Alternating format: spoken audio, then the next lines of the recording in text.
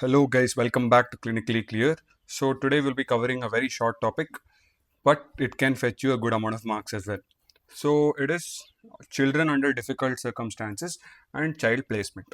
So who are the children under difficult circumstances? If they are abandoned, if they are homeless, they have no parents to take care of them, they are refugee children, street children living on the street, homeless, basically all interrelated. They are victims of crime. They were born to sex workers or prisoners, a trafficked child. Now, there is a scheme known as Ujwala scheme. This Ujwala scheme is there for the prevention of child trafficking, to prevent child trafficking, and it also rescue, rehabilitate, and repatriate the already trafficked children. So, to prevent child trafficking and also to rescue the children who have already been trafficked and reintegrate them back into society, repair them, rehabilitate them, etc. That is Ujwala scheme for a trafficked child. So even a trafficked child is under a difficult circumstance. A child with disability or handicap. Now disability and handicap, even though they are a bit synonymous, they are not exactly the same. Disability is the loss of action. It is a public health problem. Example, one limb is amputated. It is loss of action. There's nothing I can do about it. It is a public, that is a disability. Handicap is loss of function. It is a social problem. Example, mental handicap, or also known as mental retardation. Basically, whenever the IQ of a child is less than 70, mentally handicapped. 50 to 70, mild mental retardation. 35 to 50, moderate. 20 to 35, severe. And less than 20 is profound mental handicap. A child with a terminal illness, example, any terminal, any cancer or anything like that, cystic fibrosis, etc., terminal illnesses, they are also under a difficult circumstance. So these are all children under difficult circumstances. Now, what are all the rights of a child in our country? Basically, even if they are in a difficult circumstance, privileged circumstance, whatever it is, the rights are the same. Article 24 says that no child under the age of 14 years can be employed in any form of employment. Any form of employment under the age of 14 years, child labor, it is prohibited.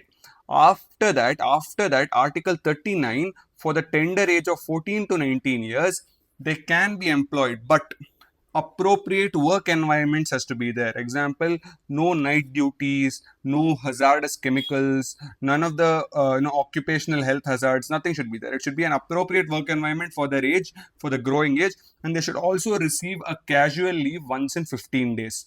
So this is after 14 years. Before 14 years, absolutely no employment. After 14 years, they can be employed under Article 39, but there are certain conditions. So it comes under the Ministry of Labor. These rights. Then Article 45, every child has the right to primary education free of cost. Not whole education. Till degree they won't give you free of cost. Basically, primary education, every child in our country has the right to primary education free of cost. This is Article 45. What are the other rights? Right to expression, right to recreation, right to name and nationality. These are certain other rights as well. Then coming to child placement. So what are the rights of a child? Article 29, Article 24, less than 14 years can't employ. Article 39, 14 to 19 years you can employ, but appropriate conditions and casually once in 15 days. Then Article 45, right to free primary education. Then right to expression, name and nationality, and recreation. Okay. Next, coming to child placement. Basically, let's say there is a child without parents, basically an orphan. So either the parents have abandoned the child, or let's say the parents have died somewhere. Then what will happen? There are three places you can place the child. Orphanage. Orphanages are social organizations. You have multiple children who are without parents there. So social organization with multiple children without parents, they all study together there, they live there, and once they cross the age of 18, a child who later becomes an adult, they can choose to leave the orphanage, or they can choose to, if they wish to stay and volunteer, they can wish to stay as well. But it is a social organization. There are multiple children without parents.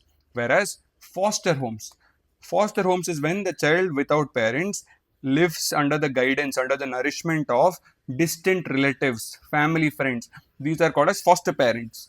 So here the condition, here the catch is, Just because they are living with foster parents does not mean the child is legally obliged to receive inheritance from foster parents. There is no legal obligation. Foster parents do not have to give any of their land, money, or any of the assets to the foster child, but they'll just take care of the child under, with good intention or goodwill. So there's no legal binding here, but they do take care of the child without parents. Whereas adoption is different. Adoption, the parents are legally bound, same rights and same responsibilities as a natural biological parent as if you adopt a child. So there is right to there is, they are legally obligated to receive inheritance if they have been adopted. So it is different from foster parents adoption. So this is for a child without parents. It's sent to an orphanage, social organization, foster homes, or they can get adopted legally by a couple. Then coming to, let's say there is a child over 16 years, basically in their teens, 16 to 21. 16 to 21, the teen who are very difficult to handle, no interest in any academics, always creating a public nuisance, committing petty thefts, petty crimes, etc. Basically, socially inappropriate behavior. Then where are they sent to? They are sent to certain strict residential hostels or residential schools known as brostels. See, they are very, very strict. It is not as lenient as a school or just a normal boarding school. It is not like that. It comes in between school and prison.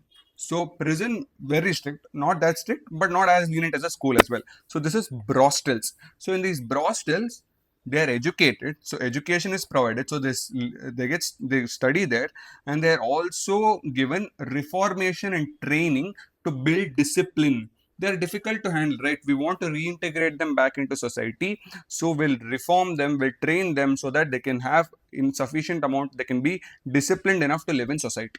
So there is an act for this known as Bombay Brostel Schools Act. Basically, according to this act, any magistrate or a court, a superior court, they can order the detention of a child instead of sending the child to a juvenile detention center, or basically brostels are similar to juvenile detention center or to a prison. They are sent to brostels for reformation for a minimum period of 3 years. If you send someone who's difficult to handle, an 18-year-old, 19-year-old who is difficult to handle for like 2 months, after they come out of the brostel, they'll once again go back to the old behavior. So for a minimum of 3 years and for a maximum of 5 years. Last comes remand homes. In very, very severe cases, you have to send them to remand homes where they are under the care of doctors, psychiatrists, so that their physical health can be improved, mental health can be improved. This is like the last last ditch effort to get the child back into society and to build good behavior. These are remand homes under the care of doctors and psychiatrists. So without parents, orphanage, foster home, adoption. More than 16 years, difficult to handle, brostels. Under the care of doctors and psychiatrists, remand homes. This is about child placement. I hope you guys enjoyed the video. Thank you for watching.